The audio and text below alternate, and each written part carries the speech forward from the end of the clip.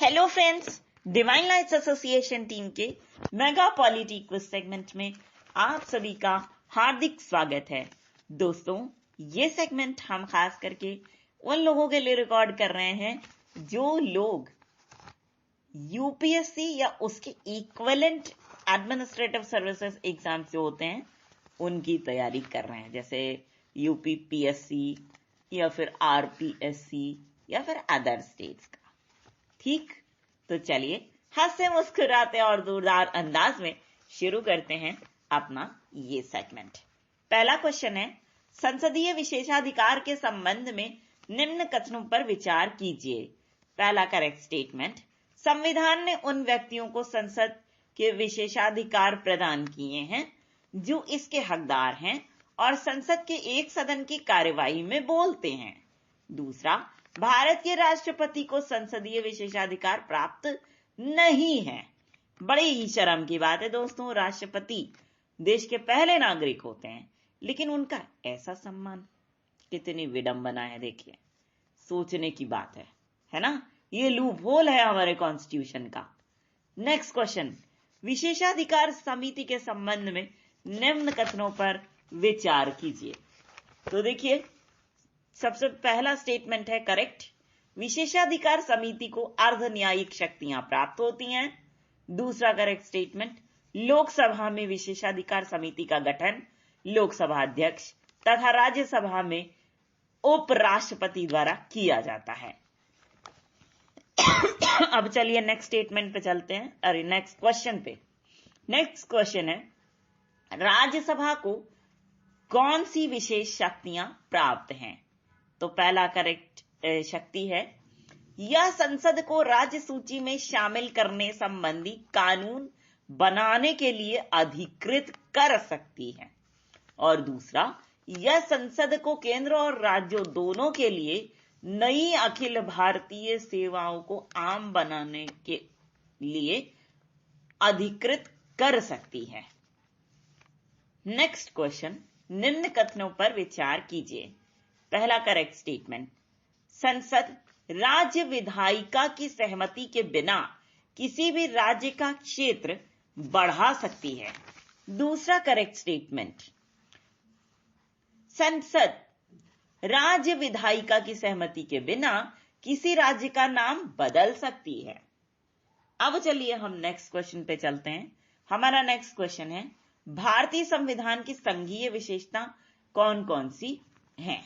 तो पहली विशेषता है लिखित संविधान और दूसरी शक्तियों का विभाजन या डिस्ट्रीब्यूशन ऑफ पावर। चलिए आप नेक्स्ट स्टेटमेंट क्वेश्चन देख लेते हैं।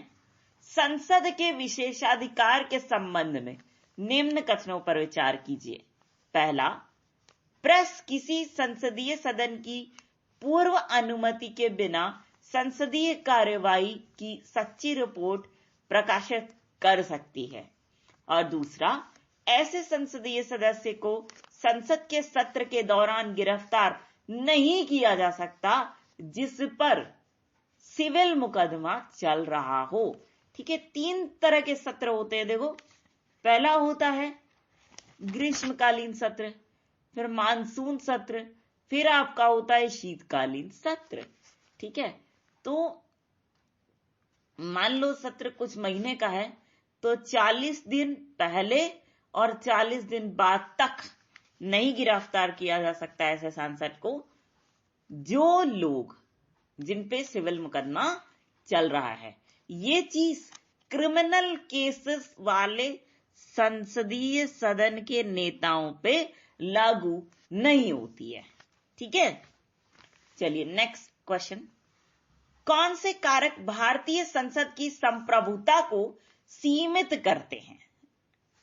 तो पहला कारक है संविधान की लिखित प्रकृति, दूसरा सरकार की संघीय प्रणाली, तीसरा न्यायिक समीक्षा की परंपरा और चौथा मौलिक अधिकार। नेक्स्ट क्वेश्चन, निम्न कथनों पर विचार कीजिए। पहला करेक्ट स्टेटमेंट, संविधान में उन विषयों को शामिल किया गया है जिन पर सरकार कानून बना सके। दूसरा, भारतीय नागरिकों को केंद्र और राज्य दोनों प्रकार की सरकारों द्वारा बनाए गए कानून के जरिए नियंत्रित किया जाता है। अब नेक्स्ट क्वेश्चन, प्रसिद्ध मिनर्वा मिल्स केस किससे संबंधित है? तो देखिए, पहला है भारतीय संविधान की मूल संरचना के सिद्धांत के विकास से, और दूसरा मौलिक अधिकारों पर राज्य के नीति निदेशक तत्वों के वर्चस्व से। नेक्स्ट क्वेश्चन, भारत की संसदीय प्रणाली की सरकार में आंसर कार्य विधायिका के प्रति, क्वेश्चन फिर से सुन लीजिए, भारत की संसदीय प्रणाली की सरकार में, यह क्वेश्चन है, क्या होता है आपको यह बताना है, ठीक। आंसर है कार्यपालिका विधायिका के प्रति उत्तरदायी होती है, ठीक है। देखो, दो तरह की सरकार होती है ना, एक संसदीय सरकार, एक अध्यक्षात्मक सरकार, ठीक। अगर हम गवर्नेंस के उसमें देखें तो, ठीक।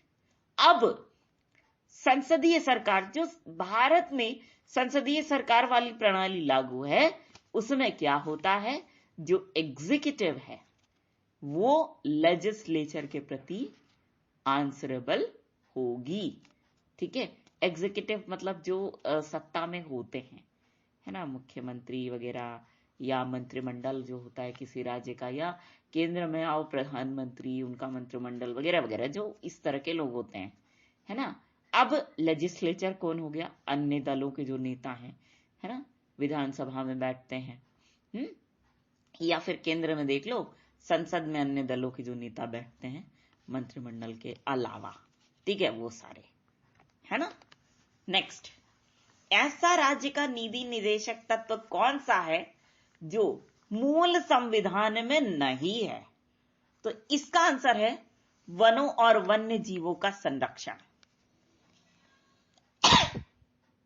अब देखिए दोस्तों, एक चीज हम यहां पे और बता दें, 42वें संविधान संशोधन के तहत कुछ नए राज्य के नीति निदेशक तत्व जोड़े गए थे, ठीक है, जो निम्नलिखित हैं। 4 नीति निदेशक तत्व हैं जो जोड़े गए थे।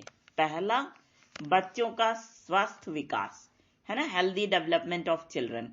ये कौन से आर्टिकल के तहत जोड़ा गया था? आर्टिकल 39 के तहत।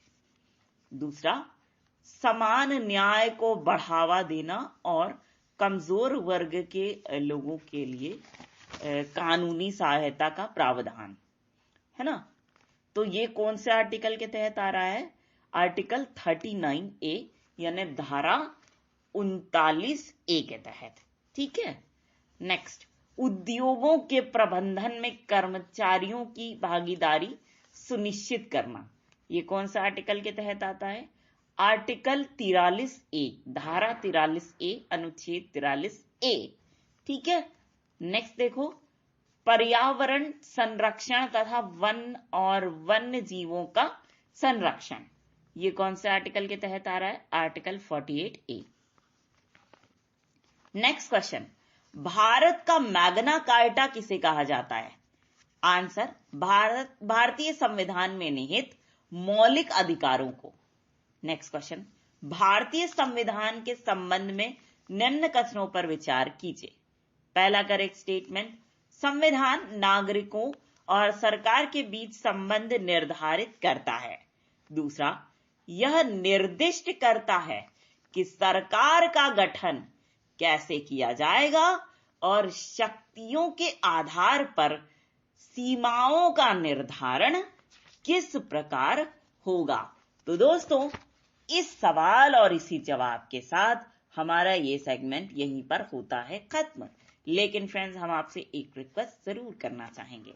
वो रिक्वेस्ट ये है कि आप सभी लोग इस सेगमेंट को दिल खोल करके एंजॉय कीजिए और साथ ही इसे उन लोगों तक जरूर से जरूर पहुंचाने की पूरी कोशिश कीजिएगा। My most dearest of the dearest friends, जो लोग इंटरनेट फैसिलिटी का लाभ नहीं उठा पा रहे हैं, है ना, तो इसी छोटे से रिक्वेस्ट के साथ हम आप सभी के ढेर सारे प्यार, जुनून, जज्बात और कड़ी मेहनत के साथ साथ आप सभी की उस कोशिश को भी दिल से सलाम करना चाहेंगे, जिसकी बदौलत ना सिर्फ आप सभी नई नई ऊंचाइयों को छू रहे हैं, बल्कि साथ ही आप सभी हर क्षेत्र में अपनी योग्यता का परचम लहरा पाने में भी भली भांति सक्षम हैं। तो दोस्तों, इसी बात के साथ और इसी